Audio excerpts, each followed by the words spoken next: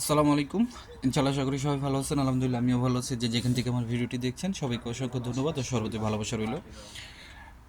আজকে আপনাদের জন্য প্রথমে আমি যে বিষয়টা বলি, যে এটা না বললে হয়তো বা অনেকে ভিডিওটা স্কিপ করবেন, 2-3 মিনিট দেখার পরে আর দেখবেন না।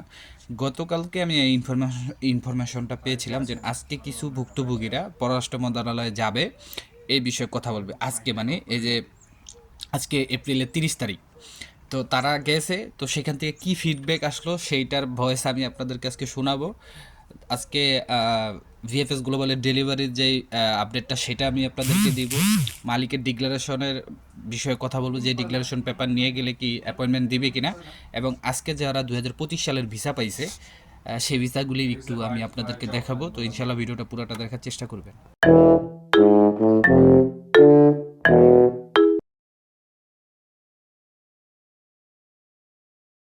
তো সব কিছুর জন্য আলহামদুলিল্লাহ। তো প্রথমে আমি একটু আপনারা স্ক্রিনে দেখতে পারতেছেন যে এই যে ভিএফএস গ্লোবালের যে ভিসারিগুলা, আমি এগুলো আজকে আপনাদেরকে বললাম না, এখানে পিক দিয়ে দিছি। আপনারা জাস্ট ভিডিওটা একটু পোস্ট করে তারপরে এখানে দেখে নেবেন যে ভিএফএস গ্লোবালের আজকে ডেলিভারি আপডেট। এখানে ঢাকা, সিলেট এবং চিটাগাং তিনোটারই আছে। আপনারা যার যেটা দেখার দরকার দেখে নেবেন। আর আগে বলে রাখি, এই যে আজকে তিনটার আপডেট, এটা সম্পূর্ণ কালেকশন করা, বলতে পারেন এক কথায় কপি করা। এটা আমি একজনের থেকে নিয়েছি। মেবি একটা হচ্ছে জে এম ব্লগ আর আইডির নাম, আর একটা হচ্ছে ইউরোপিয়ান ট্রাভেল ইন ইটালি, এরকম সামথিং এরকম কিছু হবে। তো তাদের থেকে এই আপডেটটা নেওয়া, আমি জানি না কতটুকু সত্য। তো যাই হোক, আমি এটা প্রকাশ করে দিলাম। আর দ্বিতীয় যে বিষয়টা আমি বলবো, সেটা হচ্ছে এই যে স্ক্রিনে দেখতেছেন যে কটা ভিসা, এই সব কটা ভিসা হচ্ছে 2025-এর, যে আপনার ফ্লোসিতে যারা আবেদন করছে তাদের, মানে 2025-এর নুলস্তা পাইছে, 2025 সালে জমা দিছে, তারা ভিসা পাইছে। এবং তাদের ভিসার ভিসার ইগুলা দেখছেন, যে ভিসার যে মোটিভগুলা, মানে ভিসার যে ধরনগুলা, সেখানে কি লেখা আছে, এতদিন ছিল লেখা ছিল পাওলন্তিনি, এখন কিন্তু অন্যটা লেখা আছে। যাই হোক, এই ভাইগুলো হচ্ছে ভিসা পাইছে আলহামদুলিল্লাহ। আর তারপরে 3 নম্বর যে বিষয়টা কথা বলবো সেটা হচ্ছে যে মালিকের ডিক্লারেশন। তো অনেকে আমাকে মেসেজ করছেন, যে যেহেতু আমি আগেও ভিডিও পোস্ট করছি, যে মালিক যদি ডিক্লারেশন পেপার দেয় সেটা নিয়ে ভিএফএস গ্লোবালে কি গেলে কি আপনারা অ্যাপয়েন্টমেন্ট জমা দিতে পারবেন কিনা। দেখেন, প্রথমত ভিএফএস গ্লোবাল থেকে কিন্তু এমন কোনো ডিক্লারেশন দেওয়া হয় না, এবং ইতালি অ্যাম্বাসি থেকেও কিন্তু তাদের ওয়েবসাইটে এমন কোনো ডিক্লারেশন দেওয়া হয় নাই যে আপনি যদি মালিকের ডিক্লারেশন নিয়ে আসেন তাহলে কি দিবে কিনা। এখন কথা হচ্ছে, মালিক যদি নিজে আপনাকে লিখিত একটা ডিক্লারেশন দেয় যে আমার এই লোকটাকে দ্রুত ভিসা দেওয়ার জন্য আজকে এই অ্যাপয়েন্টমেন্ট, এরকম তো হবে না। মালিকের সেই ডিক্লারেশনটা আনতে হবে হচ্ছে ইস্পতল্লা ইউনিকো পার ইমিগ্রেশনে, সেটা হচ্ছে পেরপুত্তরা, যেটা SUI এর কথা আমরা বলি, সেইখান থেকে মালিকের ডিক্লারেশন পেপারটা আনতে হবে। তারা যদি এরকম একটা ডিক্লারেশন পেপার দেয় তাহলে উইথাউট অ্যাপয়েন্টমেন্টেই আপনারা জমা দিতে পারবেন। এটা এটা আমি জানি, বা এটা আমরা জেনে আসছি, এরকম পিছনেও আমরা অনেক শুনছি। তো এরকম যারা ডিক্লারেশনের কথা বলতেছেন যে মালিক আপনাদের সাথে এগ্রি আছে যে ডিক্লারেশন পেপার এনে দিবে, তো সেটা অবশ্যই কিন্তু পেরপুত্তরা বা ইস্পতল্লা ইউনিকো পের ইমিগ্রেশনে বা SUI থেকে নিতে হবে। আশা করি বুঝতে পারছেন, তাহলে হয়তো বা ভিএফএস গ্লোবাল এটা আপনাদের অ্যাকসেপ্ট করতে পারে। এবং সর্বশেষ যে বিষয়টা সেটা হচ্ছে, গতকালকে আমি এই বিষয়টা জানছিলাম যে কিছু ভুক্তভোগী আজকে প্রায় 5 থেকে 10 জনের মতো, যাদের একটা টিম আজকে আপনার পররাষ্ট্র মন্ত্রণালয়ে দেখা করবে, তারা আগে থেকে এই অনুমোদনটা পেয়েছিল। তো আজকে তারা দেখা করছে, এবং সেখান থেকে কি ধরনের ফিডব্যাক আসছে সেটাই শুধু জাস্ট আপনাদের আজকে শোনাবো। প্রথমে সেটার সাথে প্রথমে আগে একটা ভয়েস আছে, তারপরে 2 নম্বর ভয়েসটা হচ্ছে আপনার পররাষ্ট্র মন্ত্রণালয় থেকে যারা কথা বলছে, যে টিমটা গিয়েছিল তাদের বক্তব্য। তো ইনশাল্লাহ তাদের কথা অনুযায়ী যদি সব কিছু হয়, যতটুকু আমি শুনলাম, তাহলে আপনাদের জন্য এটা ভালো একটা ফিডব্যাক। দেখেন,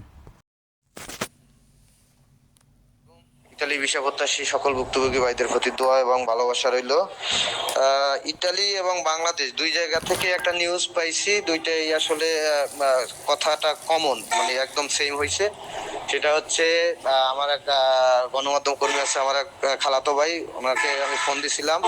তো উনি বললো যে ইতালি যে পররাষ্ট্রমন্ত্রী আসতেছেন, এনার মূল উদ্দেশ্য হচ্ছে বাংলাদেশের পুলিশের ডেভেলপের জন্য আসলে বাংলাদেশের সাথে চুক্তি, এবং সব থেকে গুরুত্বপূর্ণ যে বিষয়টা বিষয়টা, সেটা হচ্ছে ইটালিতে অবৈধ অভিবাসী রোধের ক্ষেত্রে বাংলাদেশের সহযোগিতা এবং বাংলাদেশ আর ইটালির একটা হবে, চুক্তি হবে। এখানে ধারণা করা যায় এরকম যে আপনার যারা অবৈধ অভিবাসী আছে তাদের যদি পুলিশ ধরে, সেক্ষেত্রে hand to hand, government to government এটাকে মানে তাদেরকে দিবে। যেমন ইটালি গভর্নমেন্ট বাংলাদেশে পাঠালে বাংলাদেশ গভর্নমেন্ট তাকে রিসিভ করতে বাধ্য থাকবে, এরকম কিছু শর্ত সাপেক্ষ নিয়ে আলোচনা হবে। আর যারা দীর্ঘদিন যাবত আমরা ভিসা জটিলতায় আছি, এই বিষয়টা সমাধানের একটা পথ এখান থেকেই ওপেন হবে। ব্যাপারটা এরকম যে যদি অবৈধ অভিবাসীদের ক্ষেত্রে বাংলাদেশ সরকার এগ্রি থাকে যে তাদের রিসিভ করার জন্য, সেক্ষেত্রে আমাদের ব্যাকলগ যারা আছি তাদের এই সমস্যাটা সমাধান করবে এবং সেখানে ভিসার পরিমাণটা সম্ভবত একটু অনেক বেশি থাকবে। কারণ এখন যারা আমরা অপেক্ষিত আছি দেড় থেকে দুই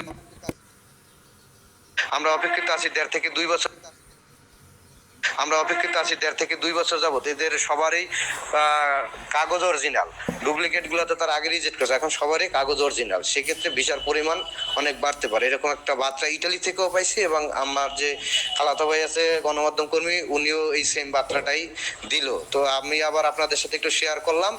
আসলে আমরা 2 বছর যাবত অনেক নিউজ শুনতে শুনতে, অপেক্ষা করতে করতে এখন অনেক কিছুই ভালো লাগে না। তারপরে বললাম, শেয়ার করলাম, যেহেতু গ্রুপে আছেন এই জন্য। সবাই ভালো থাকবেন, সবার জন্য দোয়া এবং ভালোবাসা রইল। আসসালামু আলাইকুম।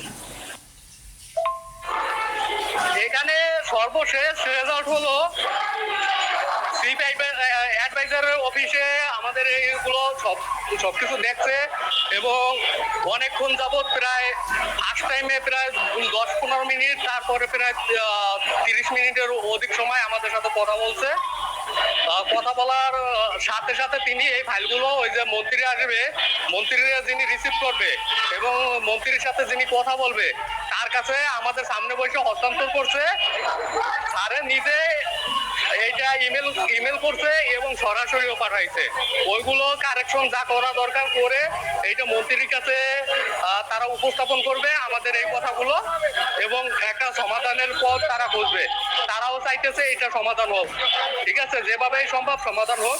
তারা এটা সমাধান করার যত রকম দ্রুত করা যায়, দ্রুততর সময়ের ভিতরে সমাধান করা যায়, সেই লক্ষ্যে তারা কাজ করবে এবং কাজ অলরেডি স্টার্ট করে দিচ্ছে। তিনি এইটা বলছে যে সামনে যেহেতু 3 দিন ছুটি আছে, সুতরাং আজকে এবং সোমবার দিনেই তারা সুযোগ পাবে এইটা তারা তাদের নলেজে নেওয়ার জন্য, যে কারণে আজকে অনেক সময় দিয়ে এটা তারা কার্যক্রমটা সম্পন্ন করছে এবং সোমবার দিন এইটা আরো যা যা কার্যক্রম থাকবে বাকি সেইটা করবে। তারপরে মন্ত্রীর কাছে এটা আপনারা ভয়েসটা শুনছেন, এখানে সুন্দর কিছু কথা বলছে। এখন আমি জানি না এটা কতটুক সত্য।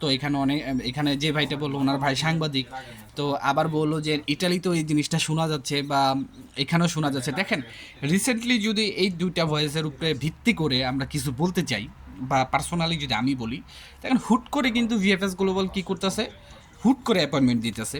আবার এম্বাসি কী করতেছে, হুট করে মানে ভিসা দিতেছে, মানে বেশি সংখ্যক যে ভিসাগুলি। আবার এখানে একটা কথা তিনি বললেন যে 2023 সালের যেই নকল ভিসাগুলি ছিল সেগুলো কিন্তু সম্পূর্ণ রিজেক্ট করে দিয়েছে। না, এগুলো হচ্ছে একদম ভুয়া কথা। এই কথাটার সাথে আমি তার সাথে একমত না যে 2023 সালে যেগুলো আপনার নকল ছিল বা ডুপ্লিকেট ছিল, ফ্যাক ছিল, এগুলা রিজেক্ট করে দিচ্ছে। না, এটা হচ্ছে একদম ফাঁসিকে একটা কথা। এটার উপরে আমি একমত না। আপনার একমত কিনা সেটা অবশ্যই জানাবেন, কারণ এখনও অনেক মানুষ আছে যারা পাসপোর্টই ফেরত পায় নাইকা, রিটার্ন পাসপোর্ট ফেরত পায় নাইকা। তবে যাই হোক, এই যে 2টা ভয়েস শুনলাম বা পররাষ্ট্র মন্ত্রণালয় থেকে যেই তারা যেই ফিডব্যাকটা দিছে বা তারা যেই কথোপকথন করছে, এটা যদি সত্যি হয়ে থাকে তাহলে হয়তো বা আগামী 1-2 মাসের ভিতরে আমাদের জন্য কোনো ভালো রেজাল্ট আসতে পারে। আর যেহেতু আমরা যতটুকু জানি ডক্টর ইউনূস এখানে যে পপের আপনার শেষ কীর্তন যেটাকে বলে, মানে তাকে বিদায় জানানোর জন্য আসছিল। তারপরে হচ্ছে এখানে 3 দিন থেকে গেছে। তারপর আবার শুনতেছি ইটালির পররাষ্ট্রমন্ত্রী বাংলাদেশে সফর করবে, তো সেখানেও তাদের ভালো হয়তো বা কোনো ধরনের ডিল হবে। অবশ্যই শ্রমিককে আনা নেওয়ার ব্যাপারে ডিল হবে। তবে আমার মনে হয় না ইটালিতে 2025-এর পর আর ফ্লোসি দিবে, কারণ এই ফ্লোসি নিয়ে বহুত ঝামেলা হয়ে গেছে। হয়তো সামনে সানাতুরিয়া দিতে পারে। ইটালিতে অনেক লোক অবৈধ হয়ে গেছে, এটা তারা বোঝে। আসলে ইটস বিজনেস, এটা বুঝতে হবে। এটা বিজনেস কইরা, এইসব বিজনেস করে কিন্তু আপনি যদি একটু গুগলে সার্চ করেন যে ইউরোপে আসার জন্য কোন কোন দেশগুলোর মানুষ উচ্চমুখী, ঠিক আছে।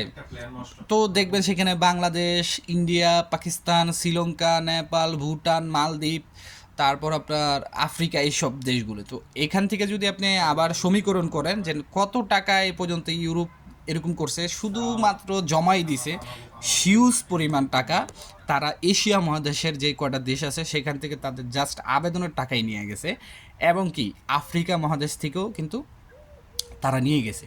তো এগুলো হচ্ছে বিজনেস, এগুলো বস্তু হইব, ঠিক আছে। তবে কি এই যে আজকে যে দশাটা, বা এই যে আমাদের আজকে বাংলাদেশের যে দশাটা, এটা সম্পূর্ণ আমাদের। আপনারা যাই বলেন, দুইটা বকা দেন, আমার সমস্যা নেই, কিন্তু এটা সম্পূর্ণ দায়ভার আমাদের। এটা আমাদের নিতে হবে।